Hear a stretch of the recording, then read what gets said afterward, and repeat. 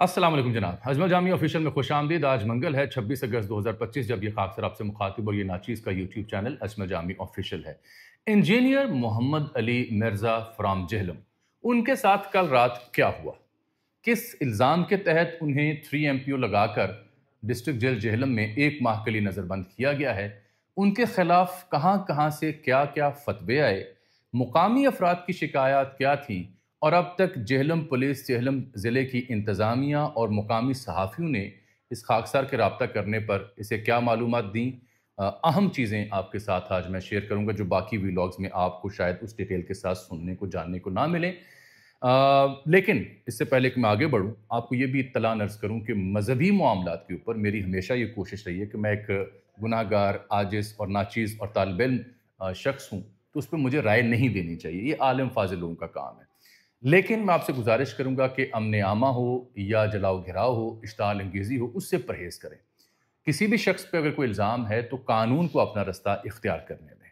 मैंने वीलॉग के अगले हिस्से में जनाब इमरान खान साहब का और पीटीआई का ज़िक्र भी करना है, जहाँ पे उन्होंने आज 2 शानदार छक्के मारे हैं और बहुत बड़े ऐलान कर दिए हैं सेनेट, कौमी असम्बली और स्टैंडिंग कमेटियों के हवाले से। उनकी अपनी तबीयत और बुशरा बेगम के हवाले से क्या मालूमात मिली, वो भी मैं आपकी खिदमत में अर्ज़ करूँगा। और फिर 6 नई किताबें उन्हें मिली हैं, वो किताबें कौन सी हैं जो इमरान खान साहब तक पहुँची हैं, ये भी दिलचस्पी के हामिल एक पहलू है। लेकिन सबसे पहले इंजीनियर मोहम्मद अली मिर्ज़ा साहब, 48 साल उम्र है, मैकेनिकल इंजीनियर हैं और जेहलम में कुरान और सुन्नत रिसर्च एकेडमी में बैठते हैं। यूट्यूब की वजह से शोहरत मिली, जो कुरान, हदीस और सुन्नत के हवाले से मालूमात फ़राहम करते हैं। लोग उनके बड़े पैमाने पर फ़ैन भी हुए, कोई 3 मिलियन सब्सक्राइबर भी हैं यूट्यूब चैनल पर। एक ख़ास उनका अंदाज़ है और कई जो फ़िक्री मुग़ालते हैं, उसकी उन्होंने तस्हीह भी की है कुरान और हदीस की रोशनी में। लेकिन हुआ ये है कि जेहलम में और किसी भी ज़िले में एक होती है डिस्ट्रिक्ट इंटेलिजेंस कमेटी, जिसे हम कहते हैं डीआईसी। इस कमेटी में कंसेंसस जब हो जाए किसी शख्स को नज़रबंद करने का, तो किसी शख्स को आप नज़रबंद करते हैं।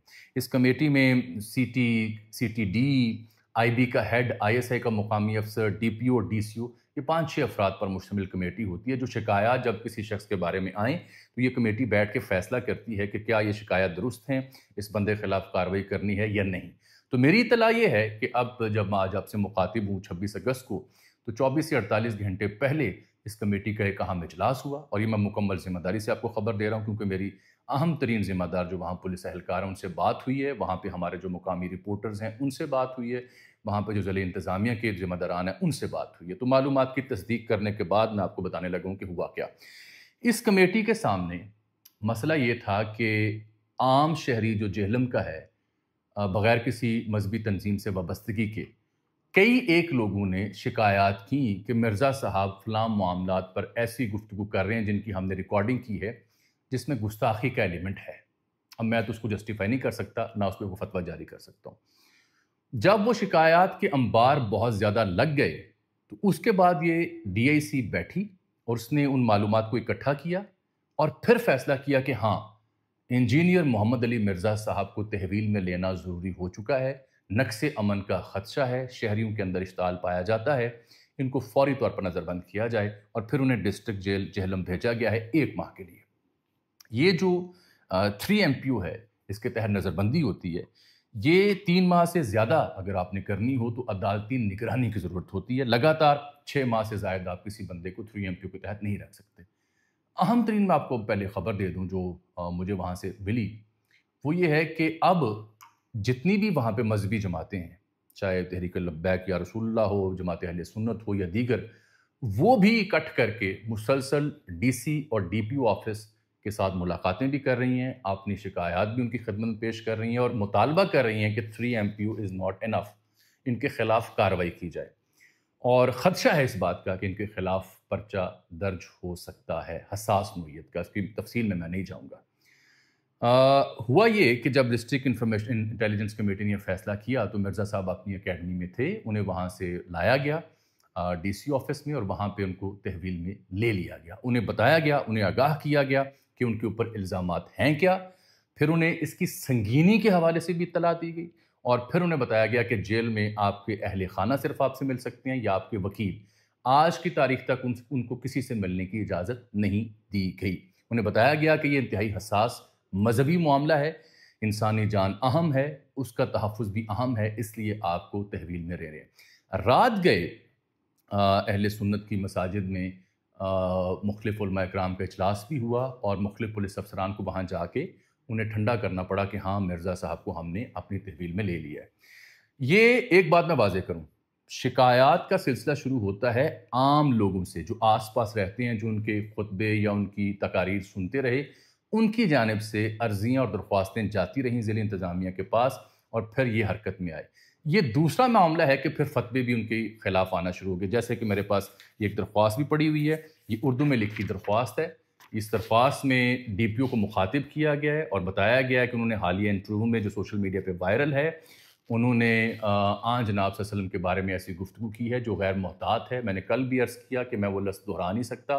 مفہوم یہ ہے کہ مرزا صاحب یہ بیان کر رہے تھے اپنی گفتگو میں کہ گو کہ جو کرسچن مذہب ہے وہاں ہمارے آقا صلی اللہ علیہ وسلم ان پہ جان و مال، میرے تن من دھن مال سب قربان ہوں، ہم تو ان کا نام لیتے ہوئے ادب کا مظاہرہ کرتے ہیں۔ تو مرزا صاحب یہ بتا رہے تھے کہ مرزا صاحب کے بقول کہ اس مذہب میں جناب کا ذکر پاک جو ہے وہ فلاں طریقے سے کیا جاتا ہے، میں تو وہ لفظ رپیٹ نہیں کر سکتا، لیکن اس کے باوجود ہم جو کرسچن مذہب ہے وہاں پہ شادی کر سکتے ہیں، یہ وہ بات کر رہے تھے۔ پھر انہوں نے اس کی وضاحتی ویڈیو بھی جاری کی کہ میں نے جو کہا اس کا مطلب یہ تھا، لیکن تب تک شاید تاخیر ہو چکی تھی کیونکہ جو لفظ انہوں نے رپیٹ کیا وہ بے ادبی کے زمرے میں اس درخواست کے مطابق آتا ہے۔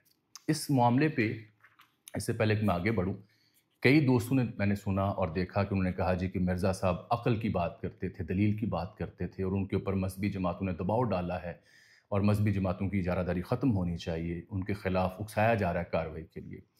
آپ کی باتیں ساری درست ہوں گی سر آنکھوں پہ، ایک ہی میری استدعا ہے آپ سے، مجھے صرف یہ بتایا جائے، میں ایک طالب علم ہوں، آپ سے سوال پوچھ رہا ہوں کہ بالفرض آپ کے والد گرامی یا والدہ کو کوئی شخص ایسے لفظ سے، ایسی گالی سے یاد کرے جو کہ آپ کو بہت ہرٹ کرتی ہے اور آپ نے کسی جگہ اس کو بتانا ہو، کسی عدالت کے روبرو یا کسی بڑے کے سامنے شکایت لگانی ہو، تو کیا وہ آپ لفظ رپیٹ کر سکتے ہیں یا آپ کہیں گے اس نے بڑی گستاخ بات کی، اس نے بڑی جاہلانہ بات کی، اس نے ایک ایسی گالی دی، ایسا لفظ استعمال کیا جو بیان نہیں کیا جا سکتا؟ کیونکہ آپ کو اپنی والد اور والدہ کی حرمت عزیز ہے، تو آپ اس لیے جو کسی نے وہ الزام لگایا، وہ بات کی، آپ نہیں کر پائیں گے۔ تو اگر آپ اپنے والد اور والدہ کے بارے میں، بہن کے بارے میں، بیوی کے بارے میں، بچوں کے بارے میں کوئی برا لفظ سنیں تو اسے رپیٹ کرنے سے گریز کرتے ہیں، تو یہ تو پھر بھی سرور کائنات ہیں، آقائے دو جہان ہیں، اس دنیا کا وجود آپ صلی اللہ علیہ وسلم کی وجہ سے ہے، ان کی وجہ سے ہمیں پتہ چلا اللہ ایک ہے، ہم سب ان کے عاشق ہیں۔ تو ان کا جب ذکر پاک ہوگا تو کوئی ایسا لفظ چاہے کسی اور مذہب میں ہو، علماء اکرام اسے رپیٹ کرنے سے گریز کرتے ہیں، اور یہ بھی کہا جا سکتا تھا کہ میری معلومات کے مطابق فلاں مذہب میں جناب کا ذکر خیر کچھ ایسے الفاظ میں ہے کہ میں دہرا نہیں سکتا، وہ لفظ دہرانے کی ضرورت نہیں تھی۔ یہ ان سے بنیادی غلطی ہوئی ہے۔ میں ہمیشہ آپ سے کہہ رہا ہوں کل بھی کہ علم آپ کو تدبر دیتا ہے، تکبر نہیں۔ علم آپ کو حکمت دیتا ہے، زوم نہیں۔ علم آپ کے لب و لہجے کو شائستہ کرتا ہے اور اکڑ پن کا مظاہرہ کرنے سے روکتا ہے۔ آپ نے بے شمار فتوے دیے، آپ نے بے شمار مذہبی مسالے کو چھیڑا، آپ نے سیاسی جماعتوں کے اوپر بھی رائے زنی کی، عمران ریاض خان سے بھی 3 ماہ آپ نے اڈا لگائی رکھا، یہ آپ کی ڈومین نہیں تھی۔ آپ بس اللہ اللہ کے رسول کے لیے کام کریں، قرآن حدیث کی وضاحت کریں، کنٹروورسی میں نہ پڑیں، اور اس بات کا خیال رکھیں کہ مذہبی جذبات کس قدر حساس ہوتے ہیں۔ ہم مقدس ہستیوں کے بارے میں الفاظ کے چناؤ کے اوپر ہمیشہ احتیاط کرتے ہیں، کیونکہ چھوٹی سی مثال میں نے دی نا کہ ماں باپ کی حرمت ہمیں اتنی عزیز ہوتی ہے کہ ان کے بارے میں کوئی شخص بری بات کہے تو ہم وہ رپیٹ نہیں کر سکتے، ایسا ہی ہے۔ تو یہ تو پھر سرور کائنات کا معاملہ ہے۔ تو مرزا صاحب علم سے تدبر لیجئے، تکبر نہ لیجئے، یہ میری ان کی خدمت میں گزارش ہے۔ آگے آ جاتے ہیں، یہ ایک درخواست آئی، اس کے اوپر کارروائی ہوئی۔ یہ فتویٰ آ گیا دارالفتاء سے، تحریک لبیک یا رسول اللہ، تحریک صراط المستقیم۔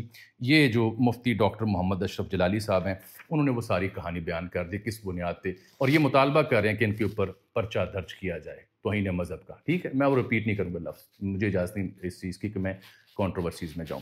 پھر ایک اور فتویٰ آ گیا دارالعلوم دیوبند سے، اور اس فتوے میں بھی اس معاملے پہ ذکر کیا گیا ہے۔ دارالعلوم دیوبند کا یہ شائع شدہ فتویٰ ہے۔ ٹھیک، مرزا صاحب اب 30 روز کے لیے ڈسٹرکٹ جیل جہلم میں بند ہیں، آج کسی شخص سے ملنے کی اجازت نہیں ملے گی انہیں۔ مرزا صاحب نے تاحال کوئی وکیل ہائر نہیں کیا، مرزا صاحب نے تاحال 3 MP کو چیلنج نہیں کیا۔ یہ ہیں تازہ معلومات۔ جو ڈی سی جہلم ہے، ان کا نام ہے میسم عباس صاحب، انہوں نے اس معاملے کو بڑی دانش مندی سے سنبھالنے کی کوشش کی۔ اس میں ایک اور شخص کو کریڈٹ دوں گا جو کہ ڈی پی او جہلم ہیں، اصولی طور پر تو وہ طارق عزیز صاحب ہیں، لیکن وہ شاید عمرے کی ادائیگی کے لیے ملک سے باہر ہیں، تو ان کے عدم موجودگی میں جو چکوال کے ڈی پی او ہیں احمد محی الدین، بڑے کمپیٹنٹ افسر ہیں، ان کی ذمہ داری میں یہ معاملہ آیا، تو ان کی نگرانی میں یہ سب کچھ ہوا۔ تو انہوں نے امن و امان کو یقینی بنانے کے لیے بڑی معاملہ فہمی سے اس معاملے کو دیکھا ہے۔ ابھی تک جو داد بنتی ہے وہ دینی چاہیے۔ حالانکہ اب دباؤ یہ ہے کہ پرچہ درج کیا جائے، اس سلسلے میں بھی بات آگے بڑھے گی۔ میری اطلاع یہ ہے کہ پرچہ شاید ہو جائے، اس کا خدشہ ہے۔ اب اس سلسلے میں آج مذہبی جماعتیں بھی ڈی سی اور ڈی پی او سے ملتی رہی ہیں اور انہوں نے مطالبہ کیا ہے کہ ان کے اوپر پرچہ درج کیا جائے۔ آپ کو یاد ہوگا ایک مفتی مسعود صاحب بھی ہیں، وہ جو یہاں سے ہینڈز فری لگا کے سفید پگڑی باندھتے ہیں، اور طارق مسعود غالباً ان کا نام ہے۔ وہ بھی چند ہفتے پہلے، چند مہینے پہلے ایک کنٹروورشل بیان دیتے ہوئے وحی کے حوالے سے پھنس گئے تھے، معذرت انہیں کرنا پڑی تھی۔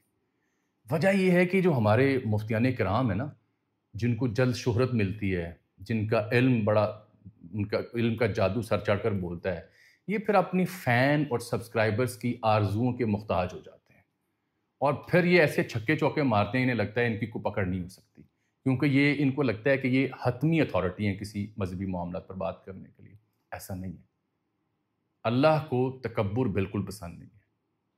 اللہ کو انسان کے ہاں عاجزی پسند ہے، اور ہم نے جتنا مذہب کو، دین کو، اولیاء کو، پیغمبروں کو پڑھا، آپ سب مجھے گواہی دیں کہ کیا ان کے ہاں تکبر تھا یا تدبر تھا، حکمت تھی یا بدتمیزی تھی، زبان میٹھی تھی یا ترش تھی؟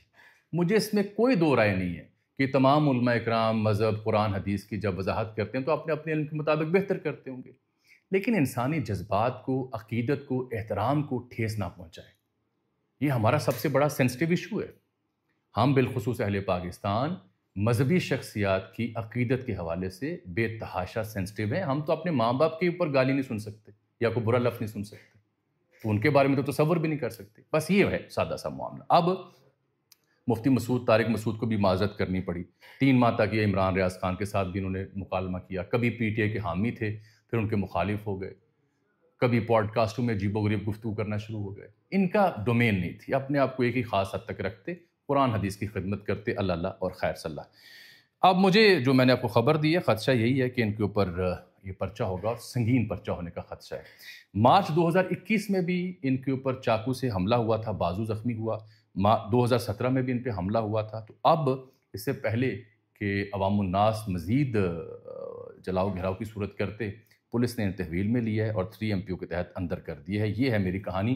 ایک وضاحت کہ کل میں نے ایک سینئر صحافی کا ذکر کیا تھا جنہوں نے کہا تھا کہ FIA گئی، انہوں نے بلایا اور پھر ان کو تحویل میں لے لیا۔ ایک اور صحافی نے کہا کہ نیشنل سائبر کرائم ایجنسی نے یہ ایکشن کیا ہے۔ دونوں خبریں غلط ہیں۔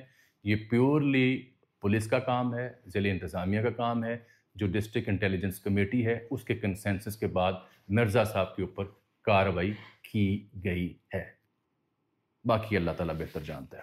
آگے آ جائیے۔ اب جناب عمران خان صاحب نے آج بالآخر تیر ترکش سے نکالنا شروع کر دیے۔ 2 بڑے چھکے مار دیے انہوں نے۔ ایک تو جو خبر پہ میں قائم تھا کہ محمود خان اچکزئی صاحب قومی اسمبلی میں اپوزیشن لیڈر ہوں گے، یہ عمران خان کا فیصلہ ہے۔ PTI چاہ رہی ہے کہ نہ ہو۔ آج سلمان اکرم راجہ، بیرسٹر گوہر اور دیگر وکلاء کے ساتھ ساتھ ان کی تینوں بہنوں کو اجازت ملی ہے۔ کچھ 4-5 ماہ بعد علیمہ خان بھی ملنے میں کامیاب ہوئی ہیں، باقی بہنیں بھی ملی ہیں۔ خود سلمان اکرم راجہ جو ہیں وہ 3 ماہ بعد ملنے میں کامیاب ہوئے ہیں۔ کل سلمان اکرم راجہ نے اعلان کیا تھا کہ وہ مستعفی ہو رہے ہیں، عمران خان سے اجازت چاہیے، انہیں اجازت نہیں ملی، وہ سیکرٹری جنرل کے عہدے پر قائم ہیں۔ چھکا انہوں نے کیا مارا ہے؟ محمود خان اچکزئی والی خبر میری درست ہے۔ PTI کو پھر ہدایت کی گئی ہے کہ محمود خان اچکزئی ہی قومی اسمبلی میں اپوزیشن لیڈر ہوں گے۔ دوسرا چھکا یہ اعظم سواتی سینٹ کے وہ نہیں ہوں گے اپوزیشن لیڈر شبلی فراز کی جگہ، علامہ راجہ ناصر عباس، ان کا نام دیا ہے عمران خان صاحب نے۔ اس کا مطلب یہ ہوا کہ دستیاب قیادت کے اوپر عمران خان صاحب کو اس طرح سے اعتماد نہیں رہا، اس لیے ان 2 منجے ہوئے سینئر لوگوں کو انہوں نے لانچ کیا ہے، جو کہ میرے خیال میں ایک اچھی موو ہے۔ اس سے بڑی خبر کیا ہے؟ عمران خان صاحب نے فیصلہ کیا بالآخر عملی طور پر اب رد عمل دینے کے لیے، وہ ہے کہ جتنی بھی اسٹینڈنگ کمیٹیاں ہیں قومی اسمبلی کی، ان سے استعفے دے دیں۔ اسمبلی سے یا سینٹ سے استعفیٰ نہیں دینا، جو اسٹینڈنگ کمیٹیاں ہوتی ہیں، قائمہ کمیٹیاں، ان سے استعفیٰ دینا ہے۔ قومی اسمبلی میں مجموعی طور پر 34 اسٹینڈنگ کمیٹیاں ہیں، 7 اسٹینڈنگ کمیٹیاں ایسی ہیں جن کی سربراہی سنی اتحاد کونسل یا پی ٹی اے کے پاس ہے، اور باقی تمام اسٹینڈنگ کمیٹیوں میں بھی ان کی نمائندگی موجود ہے۔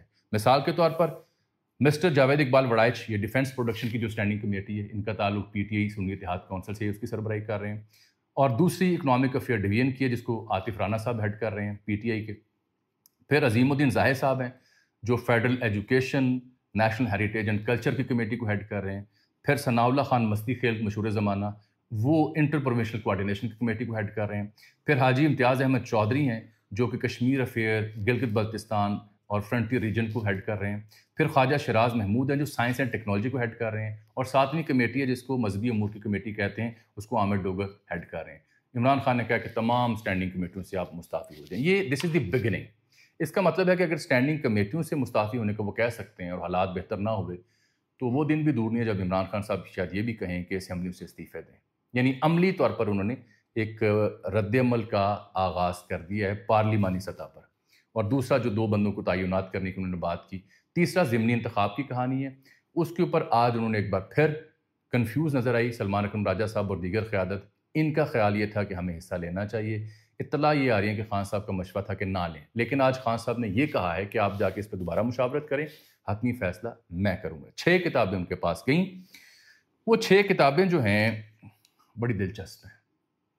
ایک ہے لاسٹ اسلامک ہسٹری، یہ لکھی ہے فراس الخطیب نے، جو فلسطینی نژاد اسکالر ہیں، امریکہ سے پڑھے ہوئے ہیں، شکاگو سے، الینوائے سے، مشرق وسطیٰ کے ایکسپرٹ ہیں، اور لاسٹ اسلامک ہسٹری اس کو پڑھنا چاہ رہے ہیں۔ ان میں بھی دلچسپی ہے عمران خان صاحب کو اسلامک ہسٹری کے اوپر۔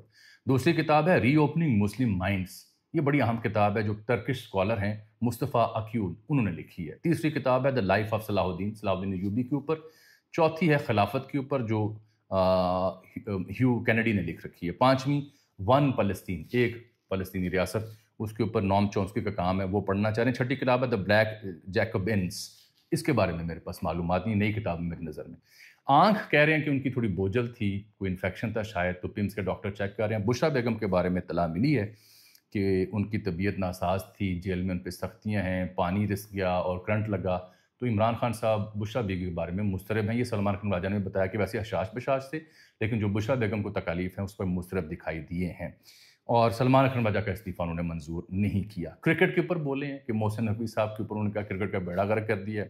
اور پھر جو سلمان اکرم راجہ اور علیمہ بی بی کے بارے میں کل میں نے خبر دی، تو آج علیمہ بی بی نے کہا کہ فیملی کی طرح ہے، کوئی تلخ کلامی نہیں۔ تلخ کلامی تو خیر ہوئی تھی، اچھا ہوا کہ آج انہوں نے اس کو کور اپ کر لیا ہے۔ یہ تھی آج کی میرے ویلاگ کی معلومات۔ مرزا صاحب کے اوپر کوئی آپ کا سوال ہو، کوئی تبصرہ ہو، تو اس نیت سے پوسٹ کیجیے گا کہ ہم کسی غلط عمل کی نہ وضاحت کر رہے ہیں، نہ اس کی کوئی دلیل اس کے حق میں دے رہے ہیں، نہ اس کا کوئی جواز گھڑنے کی کوشش کر رہے ہیں۔ ہمارا ایک ہی مسئلہ ہے، ایک ہی مدعا ہے کہ مذہبی جذبات اور مقدس شخصیات کا احترام از حد لازم ہے، اور علم والا شخص اس کو یقینی بناتا ہے۔ مجھے آج کے لیے اجازت دیجیے، اللہ حافظ۔